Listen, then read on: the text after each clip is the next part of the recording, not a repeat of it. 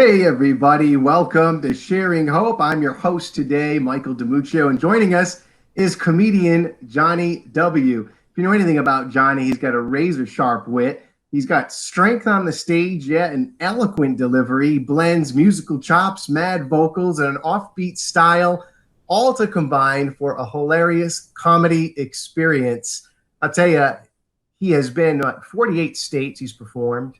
From there, he's done comedy clubs to churches, Fortune 500 companies, conferences, conventions, you name it. He's done it. His award-winning comedy can be heard daily, too, on XM satellite radio, or Sirius XM satellite radio. Let me correct that. He has been featured in World Magazine and joins Tim Hawkins on the Rock Show Comedy Tour and has 2 DVDs, Angry Sandwich and Live from Franklin Theater. So, Jonnie, thank you for being with us on Sharing Hope today. Here we go. Hey, how's everybody doing, guys? How's the lockdown going? Everybody good? Well, speaking of lockdowns, Jonnie, I think the last time I saw you was at a great homeschool convention. I'm not sure if you were at the one in Fort Worth that got shut down with the whole Corona thing. So I'm assuming you're not doing any live shows lately. So what have you been up to? Yeah, it's been weird. I wasn't at that one. My buddy Andrew Stanley, I think, was a part of that one. And he told me that it was pretty interesting. The homeschoolers are a tough lot. You know, they were like, let's have this thing. So I think it had to be, they had to be told to go home. So I think it's so funny. It's like, man, they were just like, no, we're here. Let's do this. And I think he got to have that show. And then the next day whatever. But I was supposed to be in Cincinnati, which I think is one of the larger gatherings that the homeschool convention does. And I was looking forward to that. And I was going to be there with Andrew Stanley. And they've pushed that now. I think it's going to be next year or whatever they have to do. But I was with you guys for all 7 last year. And I know you guys sponsored those conventions. Medi-Share did. And those were so fun. And I love that group. And it was a blast. So I was really looking forward to coming back. But, you know, we got to stay safe for now. And we'll come back when we're told we can play. Sure. I think you got some company there in the background. Yeah. Oh, yeah. My dogs are wandering in. Nice. Hey, man. Well, what have you been up to? You know, you're home with the dogs. You're doing a lot of podcasts these days, or how are you spending your time? Yeah, it's a lot of it's a whole thing of when you're an entertainer. Something I saw John Acuff write was pivot, don't panic. And so we're all trying to pivot now and figure out, okay, well, you know, there's something I've spent the last 12 years of my life writing for the stage and crowds. And then once crowds become illegal, you have to kind of figure out what you want to do. So I have a podcast that I already have been doing for a couple of years with a buddy who's a pastor and author. He's my best friend in the world. And so we've been doing recording our conversations and releasing podcasts. Actually, that podcast is charting now, we found out. And so it's doing really well. And it's called Talk About That. But I've been doing that. Every week we release one of those. I've been on A Million Friends podcasts and things like this where people are trying to find new ways to reach out and kind of bring some light into the world. And I enjoy doing it. But, man, it's an interesting thing. I'm actually working on a book right now of I have a bunch of one-liners in my show, and I'm working on a book with those and some illustrations. So that hopefully is going to be out by the end of the year. And I have like another month to work on it, looks like, before I have to work again, before I'll be allowed to work again, at least. So I'm still working on that. So yeah, there's no lack of work. It's just a matter of, it's kind of a change of direction a little bit. Sure. No, absolutely. You've got to be making the most of your time, as they say, I'd imagine. And what do you do in like your spare time, if you will, when you're not doing, you know, the book, the podcast? I've been working out. Actually, I've lost some weight. I've been doing the low carb diet. You know about the low carbs? Any of you guys ever heard of that? They used to call it the Atkins diet, I think. Then Dr. Yep. Atkins died of a heart attack. They were like, let's rebrand. So now it's low carb. So I've been trying to stay off the carbs, and I've discovered that carbohydrates is what's holding civilization together, because I've lost weight and I want to murder my family. So no, it's but I've lost some weight. We've been running in my neighborhood.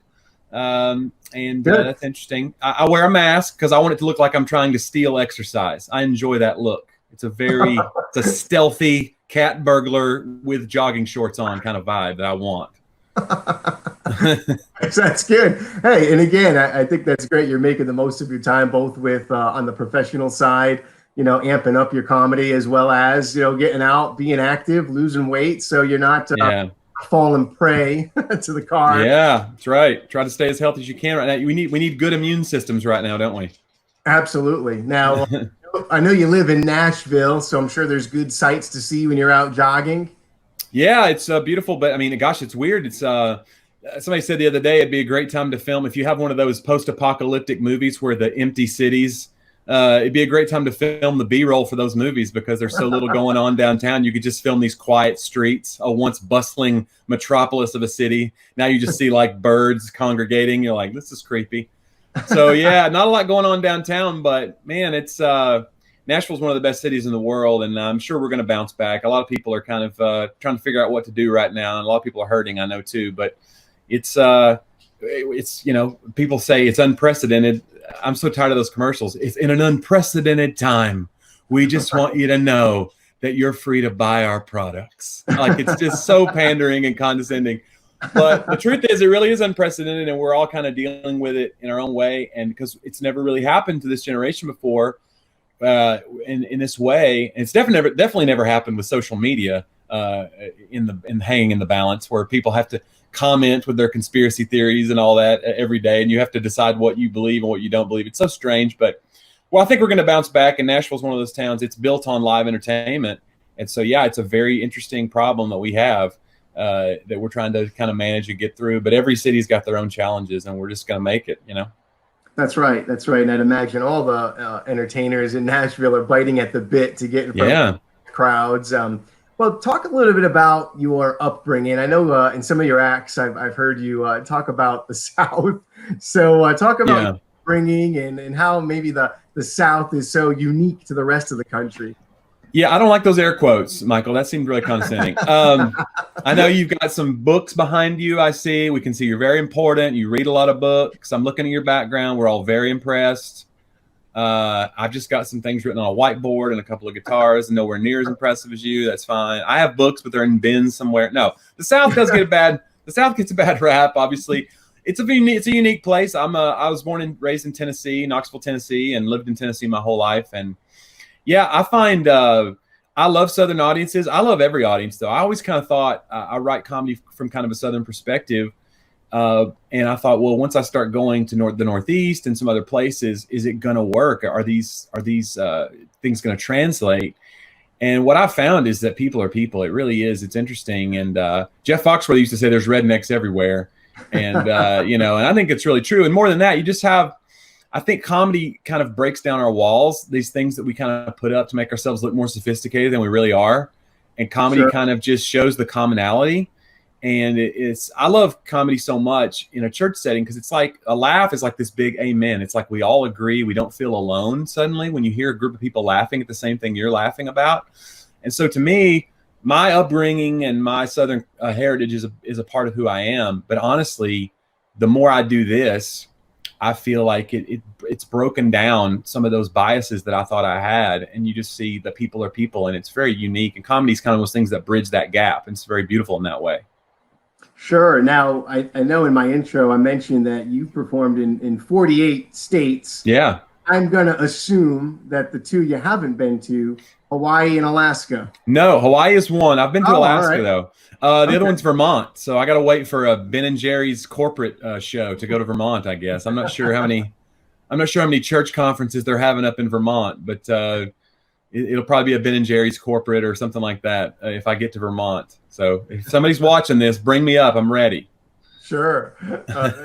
That's funny. Now, when did you I always ask this, whether it's someone in music or a preacher, someone that's in comedy. When did you discover, I want to do comedy? Were you always like the class clown? Like, did you roll out of bed one day and have this brilliant idea? Hey, I'm going to do comedy. Like, how did that all start for you?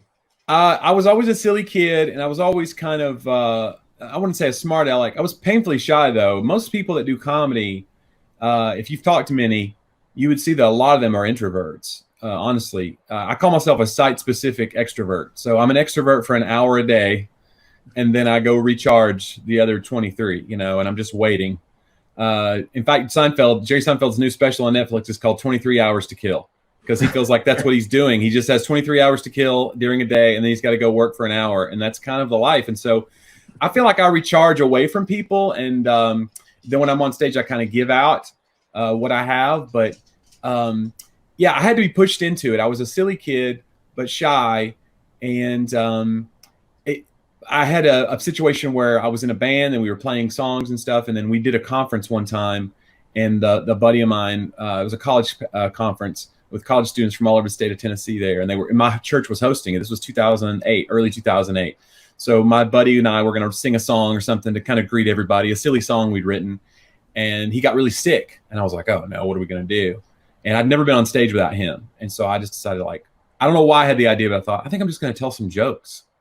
And so I spent the day like writing a few jokes to like make fun of the different colleges and the mascots of the colleges that were there. And it was really like, it had like a slideshow with it and a bunch of other dumb stuff.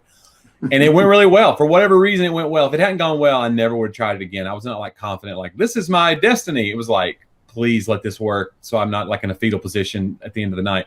And it did. It went really well. And so those college pastors, a lot of them started inviting me to their campuses. Some of those guys ran campus ministries at other schools, and they were like, you got to come in and do some of that at our school. And I was like, I have 8 minutes. And so I started writing. And then it picked up from there. And then a few years later, I started touring with Tim Hawkins. He kind of found out about me. And that was a big moment because he was in front of huge crowds and he kind of lent me his crowds. And from then I went full time in 2012, and I've been full time ever since. And it's just kind of snowballed from there until it came to a dead stop in March. But everybody did, I guess. But yeah, it's been cool. And I definitely fell into it. It was something, I think it was a God moment where I wouldn't have pushed myself to do it. I mean, I was 33. I wouldn't have been like, you know what I'll do now is try stand-up comedy and starve my family to death in that way. Like, it wouldn't have been an idea that I came up with. So it was a moment where I just thought, I'll go for it. And it took on a life of its own. And so, yeah, it was great. And It's a gift. It's a total gift that I did not expect. Sure. And that's what a unique story. You know, everybody has their kind of God moment, if you will. And, yeah. You know, what kind of advice? I mean, obviously, everybody has their own journey, but what kind of general advice would you give somebody maybe that's watching this interview, that's watching because they're maybe on that verge of their 33-year-old moment going, or they're a youngster going, hey, you know what? I really want to do comedy. What kind of advice would you give them? Right now, I would say, and I'm going to look into the camera as I say this, I want you to quit because there's too many comedians and you're costing me work. What if you're good? Like, if you're really good, people are going to hire you instead of me. I need you to go home and quit. No, I talk to a ton of young comics. I actually try to invest in young comics. I'd even take some of them out on the road with me because that was done for me. You know, Tim Hawkins took me out on the road. I was a 4-year comedian, which is a baby. I mean, you don't even know what you're doing at 4 years in. And he was just like, I want you to open my shows. And he just kind of it was great to watch him every night and be coached by him in some ways. And so I try to do that too. And I try to give back. And so I give tons of advice. And I just feel like that's what you should do. It's almost like magicians have that too. Magicians have this little like, there's a code, you know, of like sharing the secrets of the trade. And, you know, if you ever know an illusionist, they're that way. They protect their secrets and they'll pass them on to like young apprentices. And comedy's kind of that way too. If I see somebody and they're not very good, or I see them like being hacky or kind of, you know, they're just trying to skate and they just want to just be famous, I'm more likely to be irritated with that person. But if I see somebody and I go, this person's really got something. Take Andrew Stanley is a great example. Andrew Stanley's been doing comedy less than 4 years. He's already, I mean, he's written so many great jokes. And I saw him 7 months in at a show I was doing in Zany's Comedy Club in Nashville, Tennessee. It's a great club. And he was brought up after me. And literally, I thought, because the guy introduced him, and I had a great set that night. And somebody said, I've been mentoring this comic, Andrew Stanley. He's gonna whatever. And I was kind of terrified for him. I was like, this guy said, he said in the intro, he's 7 months in. I was like, this is not the kind of room where you want to be a 7-month comic. I feel bad. He's getting ready to flame out. He goes up and destroys. Mm-hmm. And it wasn't like I was in the back of the room folding my arms going, oh, great. I was like, it was electrifying to me because it's so cool to see when somebody else has a gift, you feel that. And maybe just as this is me as a Christian, maybe that's where my Christian belief takes over. And I'm like, I want to see somebody succeed. I don't want to see somebody fail. Sure. But man, it was so cool to see somebody. And I immediately went over to him, like, anything I can do to help you, anything I can, and so he's actually worked with me some on the road too. And again, we're going to be doing homeschool event together whenever that gets rescheduled. But I love when I see somebody that has like a little seed of something to be able to go, hey, what if you change this word around and you did this, and you see the light bulb go on for them, just like it did for me many years ago and still does. I mean, I still have comics that help me that I write with, and they'll say, hey, this is good, but what if you did this? Wouldn't it be better? And it's something you never would have thought of. And so in that way, I think it's cool. We help each other.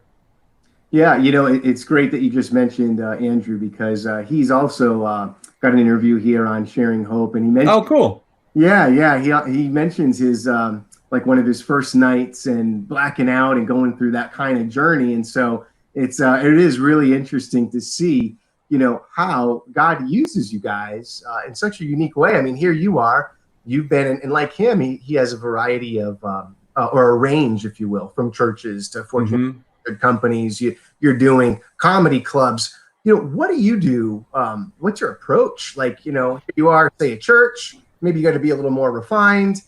You walk in maybe an Edge and you're like, I don't know what Deacon so-and-so is thinking in the back, but then you go to a comedy club and it's, anything goes kind of thing. How do you approach that?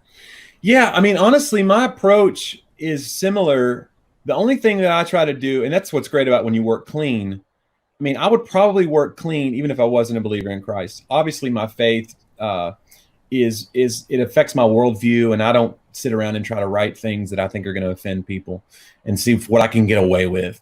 That's just not my motivation. But there is a thing where there's a benefit, because sometimes you go to a club and they'll say, we need a clean middle. Like if you have a headliner, even if the headliner's dirty, he prefers a clean middle before him because he wants to be the one that takes the show dirty. You see what I'm saying? Yeah. That's a real thing in entertainment. So they go, so even the dirty comics like working with someone like me because they get to be the one that gets to shock the audience first. They know that I'm just going to get them laughing. I'll prepare them that it's a comedy show, and then they get to be the one. That's just kind of an interesting little tidbit about comedy. Maybe some people didn't know, but I love that I can go to a show and they go, now we need to keep it clean tonight. We have corporate people in the audience tonight. Got to keep it clean. I don't have to change one thing. The only thing I might change in that kind of a setting is I might not do some esoteric church reference about a worship song, or, I have some jokes about daycare at the church or whatever. And I might go, well, that's not going to really fit here. Not that it would be offensive or not. It just leaves out people that might not know that culture, that subculture that we have. But other than that, there's really no change. In the same way that I said, I tell jokes about the South and I tell them up north and I tell jokes, it's just that thing of if something's funny, it's good enough to be told everywhere. And if it's not, it really doesn't belong in my show.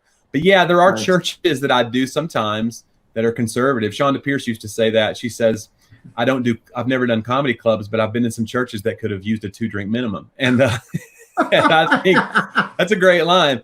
And it's true. There are some churches that they think that uptightness and uprightness are the same thing.